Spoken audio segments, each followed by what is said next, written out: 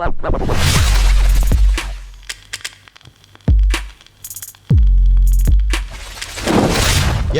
welcome to another City Xtra Podcast. I'm Lewis, and I'm with my co-host, JordyPordy. JordyPordy. I always say JordyPordy now, but it's not that. You're the Grand LB, and I'm just JordyPordy. Just JordyPordy things. Hashtag just JordyPordy things. Mm-hmm. Hope you guys are doing okay. Whether you're listening to us on Spotify, Apple Podcasts, whatever you listen to us, or you're watching us on YouTube, guys. If you're new, subscribe, follow, do whatever you need to do, and smash a like on the video if you are watching on YouTube. I think we've got an apology to make. Oh, it's been a while. Oh, it has, but to be fair, it's not our fault. It's not our fault. It's kind of our fault, but not our fault at the same time. Basically, we have recorded a lot of podcasts. 2 weeks worth. Yeah, a good 2 weeks, isn't it? We've been missing out on the podcast world. We have recorded them, and there is semi-recoverable audio of them, but the video is completely trashed, and it's just not fixable. There's no way to fix the audio to the video.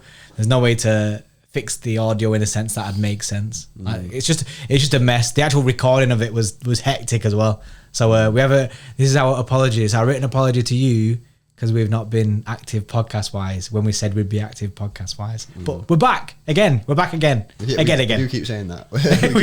I'm sure every other week we go, we're back. Yeah. Right, okay, interesting, guys. What we're going to talk about in this one, I think we should just focus on the Liverpool game, and then also I think we should touch on transfers. Okay. Because obviously there's a lot of people saying that the team needs transfers. I happen to agree with them. So let's start off with the Liverpool team. Starting lineup, you pretty much got, you did get exactly what you wanted. I didn't get what I wanted. I wanted Zinchenko at left back, and I wanted Bernardo for Gundogan, I think I said. Yeah. Was you happy, bro? You was happy, obviously, because you got the team that you wanted, didn't it? I got the team that I wanted, in the sense that Gundo Rodri for me I thought would work. I said this on our review that I feel like I was very naive to the Liverpool press. Like my brain kind of cancelled out. I mean, no one can forgive me for trying to forget Liverpool games because it's usually awful. But Liverpool came at us with some mad intensity that I just completely forgot that is even possible in football. It's wild. And especially when they start with four attackers. Four attackers up front. You know what I mean? It's like 4-2-4 they pretty much started with. And all them four coming at you with pace. And then it was mad, and it just absolutely tanked the Rodri Gundo thing instantly. Like they were breaking, they're literally splitting them straight away. Straight away, like it was disgusting, wasn't it? It was. I can't recall something that similar. Like I think that's the first time I feel like it's ever happened that bad. It was literally like there was no midfield. It was four attackers against four defenders. Yeah, Rodri Gundo didn't exist. It made them look like they were playing cams, and they weren't. They were just so slow. Yeah, they were getting absolutely roasted in that first 10 minutes. Not great. I want to talk because obviously they got their penalty quite quickly. Raheem Sterling on the ball on the left hand side, running into the penalty area, and gets clearly fouled. Clearly fouled. We called it live on the watch along. Clearly fouled. I think it was Jota who done the foul, but doesn't go down. Stays on his feet. Right? No foul given. It was a clear foul. There's no like actual advantage. Yeah, there's no advantage. So the referee thinks it's not a foul. It was a clear foul. We called it live. No foul, right? Because he stays on his feet. Goes down the other end, right? Mane gets slightly touched by Walker. Goes down penalty. There's a serious problem. I mean, I don't think we spoke about this on the review, which is why I'm speaking about it now. There's a serious problem that we've got with football at the moment where you have to go down to get fouls. Well, that's not the case, and that shouldn't be the case. You know what I mean? If the referee sees that Jota barges Sterling, which he does, it's a clear foul, but he doesn't go down, well, it's still a foul.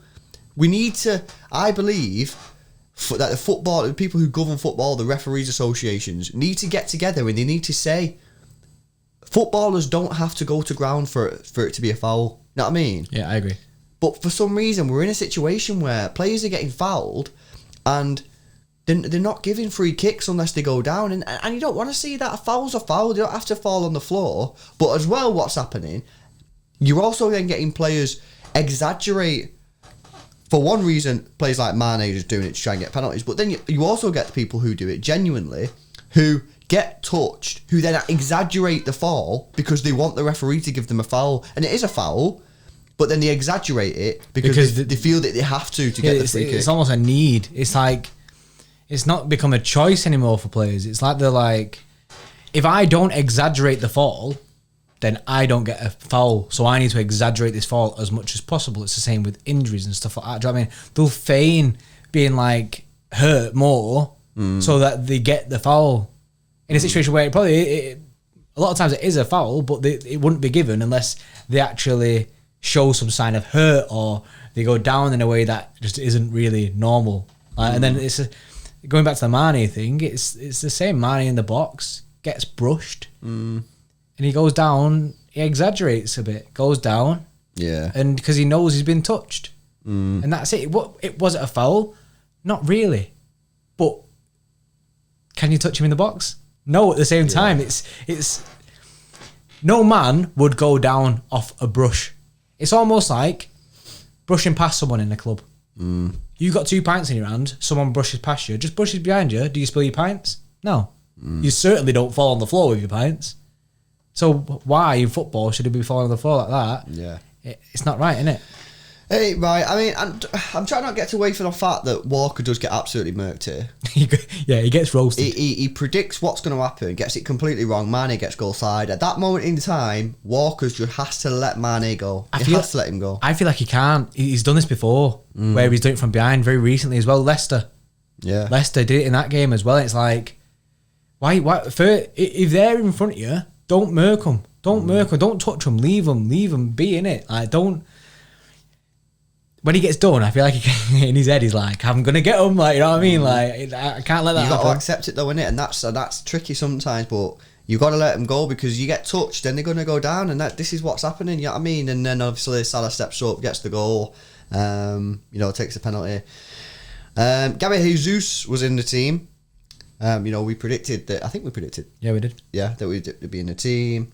He did all right. He didn't have the most. I didn't actually thought about his finish was incredible. I'm going to talk about that finish. Yeah. Obviously, gets the ball from De Bruyne, and here's the thing for you guys actually in the comment section. Did Gabby Jesus mean to do that? I think he did. We had a discussion about this in the live watch along, and there were some people saying, "Oh, did he mean to do it?" And we wasn't sure.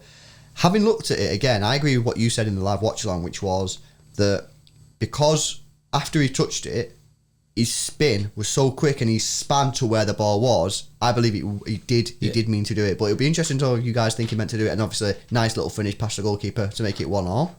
And we're back into the game. And to be honest, guys, we're probably lucky at that point to be back in it because we were getting absolutely roasted. And then we end up getting a penalty. VAR, referee goes over to the screen, checks it, handball, which I think it was a handball. Kevin steps up. Now, we did discuss this on the review, so I won't go over it too long. Which we'll link the review as well if you've not already seen it. I would just say, guys, hit the target, get the ball on goal, make the keeper make a save. Yeah, doesn't do that, tries to put it in the bottom corner, you pay the price. And by the way, we said this on the review as well, that was the first time a Premier League player has missed the net in a penalty since Riyad Mahrez against Liverpool, so that's a nice little stat. That's disgusting. However, we won the title that year.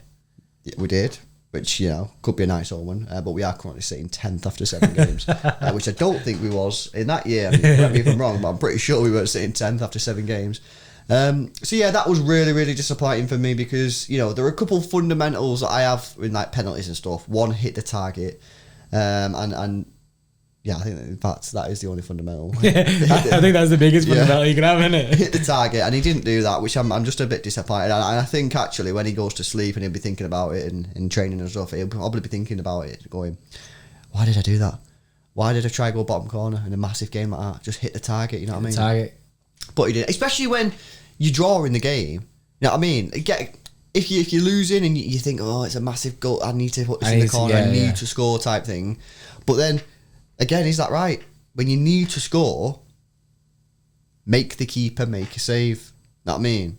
And I'm not saying like literally just put it to the right slightly of centre. Try and go in the corner, but you don't have to go right in the corner and keep it on the ground. You've always got a chance. And obviously he doesn't do that. And after that, there didn't really much happen. Gabby Jesus had another header, didn't he? Cancelo played really, really well in this game, by the way. Gabby Jesus had a header. other than that, I actually think that we dealt with Liverpool's attack very, very well. Defensively, we look so solid now, which is just mad to say. That shouldn't be real. It shouldn't be real, us looking solid in the defensive department. But now it's focused all our attention to the attack, because our defense is solid, our attack is seemingly trash at the moment. We can't score goals. Yeah, and I completely agree. And also, I've got some facts for you here, guys. Some people have already heard them. I think I read it out on the preview, maybe even during the live stream. But for people who don't watch us on YouTube and just like listening to hear our voices, I've got it for you. So all these teams have scored more goals than us. Leicester, Tottenham, Liverpool, Southampton, Chelsea, Aston Villa, Everton, Crystal Palace, West Ham, Man United, Leeds and Brighton. How in the world have Brighton and Crystal Palace both scored more than us? Do you know what might be easier? Right? If I just read out the teams that have scored less goals than us. Sheffield United, Burnley, West Brom, Fulham, Newcastle scored the same, and Arsenal and Wolves. That's it. That's disgusting. It's disgusting. Our attack is trash. He shouldn't have been playing Raheem Sterling as a striker for all them games he did. And yeah, we've just been trash. And this backs up the point. Should we have signed a striker? Should we have signed a striker, guys, in the summer? You know, a lot of people said we should have. To be fair, I was kind of like, no, I thought we'd have been fine. Obviously, I didn't think both of our players would get injured straight away. But yeah, a lot of people thought we should have signed a striker. Is it the striker position that we should be looking at, though? I get that we've had injuries and stuff, but is our lack of goals down to lack of attacking players, or is it down to our midfield not being good enough? I think it's a bit of both, don't you? Yeah. I think so. It's a mix, isn't it? We've not had a striker to put away the chances that we've created, and the perfect example of that was West Ham, where we created 2 one-on-ones and Raheem Sterling blew them both. But then we have had other games where we've literally watched paint dry for 90 minutes because it's been that bad, because the midfield hasn't created. Kevin De Bruyne's currently not firing on all cylinders. Riyad Mahrez hasn't been firing on all cylinders. Raheem Sterling definitely hasn't been firing on all cylinders. Ferran Torres is new and fresh and, you know, will need time. Gabby Jesus has been injured. Sergio Aguero's been injured. Bernardo Silva has rarely plays. Not got looking, has he? I don't know why. He's one of our best players. He needs to play more. Phil Foden's young, but when he has played, most of the time he's done all right, bar that 10 minutes, 15 minutes spell against Olympiacos. You know, that's scary. Pretty much all our attacking players are not playing well at the moment, and something needs to change. Otherwise, guys, we're going to struggle. Someone come on we do a live phone-in show for those that don't know. Someone come on there and said that they think we might struggle to get top 4. Oh yeah. And a lot of people were like, don't be ridiculous. But when you think about it, guys, we're not scoring goals. We don't score goals. Where are our goals coming from? Something needs to change quick. Now, it might be a small change, not playing Rodri and Gundogan together and playing another attacking player. That might solve it. And it quite possibly could. But if we carry on the way we're going and Pep carries on playing this same team, then we are going to be in a situation where we will. I believe that I don't believe we're not going to come top 4. In fact, I still think we can win the league. But at the same time, I can see us in a battle here if we're not careful. No, I completely agree. I think with the situation that we find ourselves in now, we're not scoring goals. Yes, we've sorted our defence out, but we could end up just drawing so many games against teams that we should be beating, hence like Leeds and West Ham. And today, I mean, at Liverpool, yeah, a very, very good side, but I thought we should have won today. Yeah, we should have beaten them today. So it's like these points that you're dropping here are crucial. When you come to the end of the season, I guarantee people look back and go, we should have won that, we should have won that, we should have won that. Yeah. And it's always the hindsight that gets everyone. You know what I mean? Hindsight is great when you can look at it. However, us living in it right now, we get a lot of people saying, the season isn't too bad, we've got a game in hand and all this. And it's like, hey, just open your eyes a bit more. Think of the bigger picture here. Yes, we have a game in hand which hasn't been scheduled yet. So we don't know when that's going to be played. And people say, oh yeah, but we're only 3 points behind what such and such when the game in hand's played. Yes, that's when, if it was to play the game in hand now, right now, then yes, we would be 3 points behind whatever. This is my made up numbers. But that hasn't been scheduled. It's looking like it'll be in January. So we've still got a December and we've still got to play Tottenham. The whole of December where we will play United. We've got Tottenham after the international break. So it's invalid to say we'll be 3 points within if we win a game in hand, because that's not real. That's a fake number, just like the fake numbers I've just made in my head. it ain't real. By the time we get to that point, there's a very large possibility that we'll have dropped more points by the time we play that game in hand. So it puts us even further behind. Because everyone banked on this game in hand as it been like the moneymaker, the one where, it just puts us right back up there. Don't worry, it's chill. It's not chill. We need to fix whatever happening is with the team now. It needs to be fixed. It needs to be fixed quick so that we can get back to winning ways, getting on a run and be confident in our team again, so that when that game in hand comes about, it's just another 3 points where we can go, yes, buzzing. Last thing we need as well is that 3 points, that game in hand, to be like extremely crucial, like make or break of the season. Yeah. Was that a JordyPordy rant? I think so. I think this has been built in my head, innit, for a few days. That might have been a JordyPordy rant. But I gotta say, completely agree. These people who talk about, we've got a game in hand, the game in hand hasn't even been scheduled. It's not even there. So it's ridiculous to talk about the game in hand, because by the time we play the game in hand, we could be done. The season could be over by that, yeah. So talk about the game in hand when the game in hand's scheduled. If we was playing Villa after Spurs, right? Because is it Villa, the game in hand? Villa's the game in hand. Then, okay, I accept it, because then you could say, oh, well, beat Spurs, beat Villa, and you're right back in the mix. Oh, yeah, I get that. That's totally fine, and I'll back that. But what I won't back is people going, win the game in hand, and we'll be right up there, 2 points behind whoever. When it's not even scheduled. It's a ridiculous statement to make. Focus on the games that we've actually got coming up. We've got Tottenham coming up. We've got United, I think, in November or December. We've got some tricky games coming up, guys. And if you're one of these people who are like, oh, yeah, we've had a bad start, but, it'll be all right, we get better. At some point, you're going to have to start panicking, innit? And I'm not full panic mode, but I'm starting to get onto the side where we now have to beat Tottenham. We have to win against Tottenham. We have to. We've got to get them 3 points. You know what I mean? We're 10th after 7 games. But then the issue with that, also to mention, when we played Tottenham, Liverpool do play Leicester. Leicester look good at the moment, top of the league. But who's second? Tottenham. So we're playing an informed Tottenham side who've got, yes, people like to say it's past it, Gareth Bale. We've got Harry Kane, Heung-min Son. Harry Kane and Heung-min Son this season look mint. And it's like, you can't take this lightly. This is a massive game against a very, very good opposition. Yeah. Well, if we get beat off Tottenham, we're 8 points behind them. I was just checking on my phone. 8 points. And even with your game in hand, that's still 5. Isn't it? 6, 7, 8. Yeah. So, seriously, I think Tottenham, at the moment, is going to be the biggest game of our season so far. And I'll tell you what, I'm not looking forward to it at all. Because I'll tell you, Mourinho, they're sitting second, 1 point behind Leicester. He's going to have them players fired up for this game. He's going to be saying, if you want to win the league, first of all, you're in a good position because you're 7 games in and you're second, 1 point behind Leicester. You're playing good. That's good. If you want to win the league, you have to beat Man City. You have to be dirty. You have to be, because he said on the Amazon, Mourinho had them fired up for City game. He's going to do the same again, guys. I'm telling you, that game is going to be harder than the Liverpool match. I promise you now. It's going to be difficult. Anyway, and potentially with more on the line. Yeah, well, correct. Because if we lose that game, then it's nah. Cancel the season already. Yeah, it's bad news. It's bad news. Right, let's talk about some transfers because guys wanted us to flick through some transfers. January transfer coming up. So I'm thinking, what do we need? Right, Cancelo can do a job at left back. He can do a job, yeah. So we don't need a left back, right? I think we do need a left back, but not in January. We can get that in the summer because I don't think, from what I've seen, I think we're all right to get through the season with Cancelo, Ake, and Zinchenko. Okay. Midfield, I'm starting to feel that we might need a midfielder. I think that's top priority for me. Basically, we need a Fernandinho 2.0. Let us know in the comment section below who is that person. We've been linked with Zachariah and we always shout Douglas Luiz. If we could get one of them two. Apparently Douglas Luiz, Arsenal played tonight and apparently he played very well. Yeah, well I think we can get him for about 35-40 million or something, but I'm not sure what the rule is on January transfers. I'm not sure if that includes it or not, but I do think that, guys, we do need to be looking at a central midfielder, someone slightly different to what we've got already in Gundogan and Rodri. Attacking player.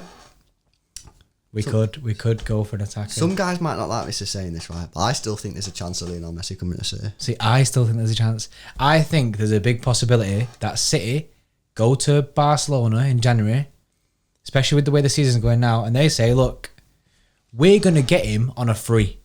We'll get him on a free. You need P. As much of it as you can grab, you need it, because they do. They're having a bad time. If I'm City, I'm going, right, we'll give you Garcia, You give us Messi. Or we'll give you Garcia and 10 mil. You give us Messi. Well, that's I definitely think it's on. He's not been having a good time of it this year. I know he scored a couple of goals recently, but his performances this year have not been. No, and it's because he doesn't want to be there, isn't it? He's pretty.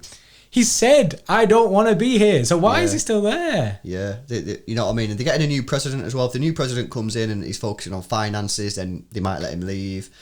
Or they just respect Lionel Messi for who he is, then they might let him leave. But I still think there's a small chance that he could join in January. If not, in the summer, we'll have to see. But yeah, it would be nice if we could get Messi in January. That would be mint. If we're still in with in the title race by January, and then we go and get Lionel Messi, I'll be like, oh, and everyone else in the league will be like, "You're ruining the league, you're ruining the football," and all that. Yeah, it'll be absolutely mint to see. But hopefully, our fingers crossed that we can still get him.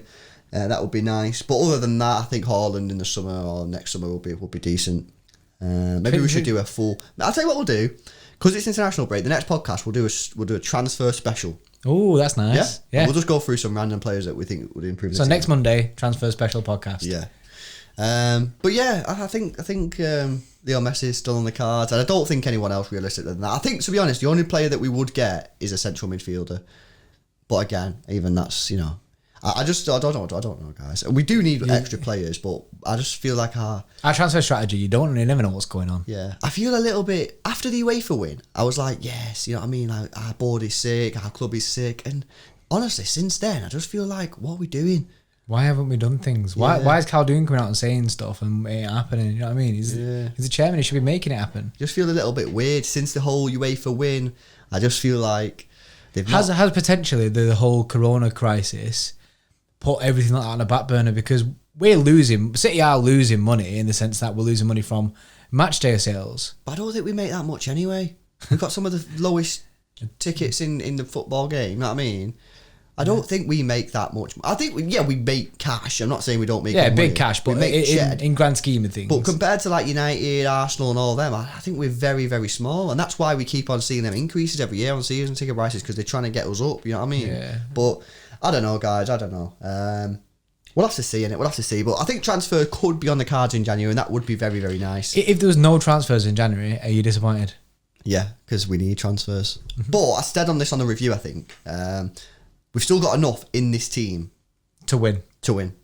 We've got enough in this team to win the league. But he has to play the players in the right positions, and if he doesn't, you end up with bad performances, because it's a system, and Pep's system. If you don't play the right players, it does. When you play a player in the wrong position, it caps the. You know what I mean? We give ratings out of 10 in it. So like, you know what I mean, say a player who can give you a 10 out of 10 performance, a 9 out of 10, 8 out of 10 in big games. You play him out in a different position, it caps him at 7.5. So he can never get above that, because he's in a different position. He shouldn't play in that position. I agree, Bo. Nicely summed up. Right, guys, we're going to wrap it up here. If you've enjoyed it, like the video, like it on Spotify or Apple if you can do that, I don't even know. Subscribe if you're on YouTube, hit the notification bell for daily Manchester City videos, and we'll see you in the next one. Thanks a lot, guys.